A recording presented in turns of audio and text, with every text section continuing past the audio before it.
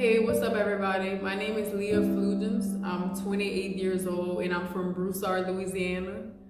I'm just here today to share a little bit about my testimony of how I gave my life to the Lord. And just sitting here thinking about my testimony, period, I really thank God for it, because without the Lord stepping in my life, I would still be lost and still on my way to hell, if we could be honest. And so I just kind of want to start off by sharing that my testimony started at a young age. I remember at a real young age doing sexual things with one of my cousins. It's really hard to say that, and as I sit and think about it, it's like how the enemy try to attack us at a young age is really to the point to where it confuses us while we're growing up. And you know how parents you just have the children sometimes just off in the corner, in the room by themselves, and and it was just different things, and how the enemy comes to pervert our minds. And so we don't know at a young age, but the devil try to place certain things in us from a young age. So I remember that being an incident that happened, and I just remember at the time feeling that it was wrong, and knowing that this wasn't right and what God would have for my life, but I didn't really know it to the full extent because I was a child. And so at a real young age, I remember being introduced to that. And then as growing up, I always was tomboyish. I played sports. Basketball was an idol for me. It was really just my gift, and I just wanted to go far with it. And so just wearing a regular shirt and some shorts and stuff, I was good, I was cool, with that. And so I always was tomboyish, and so the enemy even played off of that, because being into sports, and nothing wrong with sports, but just starting to carry myself in a way that wasn't feminine. And so I remember in the 6th grade, and that's whenever I had my first girlfriend, in the 6th grade. I remember my mind was really confused at the point to where I felt like it was wrong to feel attracted to females, but I didn't really know that it was a sin. And I'll back up a little bit. I grew up Catholic. I grew up in religion. I didn't have a real relationship with the Lord, because we could go to church and just go, but not really fully know him. So I would go to church, and everything like that. But as far as knowing exactly why Jesus died for me, and knowing that it was because of the sin, so I grew up like that, and I didn't really know the Lord to the extent in which I should have known him. So growing up like that, I didn't really know that homosexuality was a sin.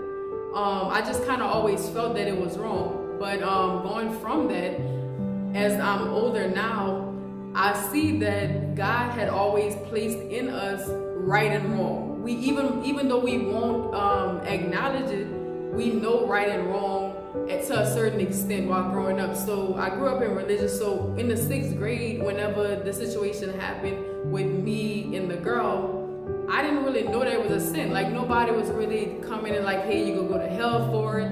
Some people mentioned it a few times, but I'm this is not, and I was very young. So that situation happened. I remember getting really attached to her. It was to the point to where my mom and my aunt found out about it, and I wouldn't be able to go to her house and different things like that. But they knew that it was wrong as well. And so I just, at that time, I really felt like I didn't know my identity, because I really didn't. And then I was really young at that time as that was happening. And so also around that time, I remember watching this movie. It was a movie, I can't think of the name of it, but I still remember some scenes from the movie. And it was basically, in the movie, they had 2 girls that were friends, and then they end up starting to like each other. I remember certain parts in the movie that happened. Now this is all around the same time. That happened to where it really triggered something in me to feel like this was kind of okay. They had a scene where the 2 girls end up kissing each other, and I'm a part of me was I feel like this is wrong, but I'm interested in watching it. So I shared that to say that the enemy was tying all these things in together, from the being tomboys, from the not really having a real relationship with the Lord, not really knowing that homosexuality was a sin, from being lustful, from just watching movies like that, from the stuff that happened with one of my female cousins, for tying all that in together to make me not know my identity. And not make me not know my identity. So that happened in the 6th grade. So then years passed by after that, and I thought it was just a phase. Like, because I was like, this probably was just a phase and everything like that, because right after that, I wasn't really looking towards females or whatever, but I'm still playing sports, still dressing how I want to dress and everything like that, which wasn't as bad as whenever I got older. But still doing that. So then I get to the 9th grade, and as I'm in the 9th grade, my freshman year in high school, I remember that I met this girl. And you see, with me, I've always been the type of person that, like, if somebody tell me their problems, I'm very like soft-hearted towards it. So the enemy also played off of that. But I had a girl that I ended up meeting, and we started talking, and she was sharing with me about stuff that was going on in her family. She was talking to me about how her stepdad was basically molesting her, and like her mom didn't believe her. And so, I'm sitting here, I'm listening to this, and everything like that. And so we started talking, but this was the enemy playing off of that. Even though these things was really happening, but he was playing off of us, like connecting like that, to where my emotions was like really drawn to her, in a sense. And so we ended up talking, and we was talking back and forth, and like it became every day talking and talking and talking. And so one day she ended up telling me that she felt attracted to me. And now, mind you, the last time, because I told y'all years passed by after that situation in the 6th grade. Then in the 9th grade, that's whenever it was presented to me again. And so at that time, it made me wonder, is this really me? Like, is this really me? Because it's happening again. But once again, it's the enemy that was messing with me. He waited a while to come back with it, to make me feel like, okay, she gonna think this is really her. And y'all, it really wasn't. And so, but we got real connected. And at this time, this is whenever the worst part of me being in that bondage of homosexuality really took place. Me and this girl would talk all the time. Y'all, the way I was talking was different. I would want to be by her all the time. It was like she was an idol.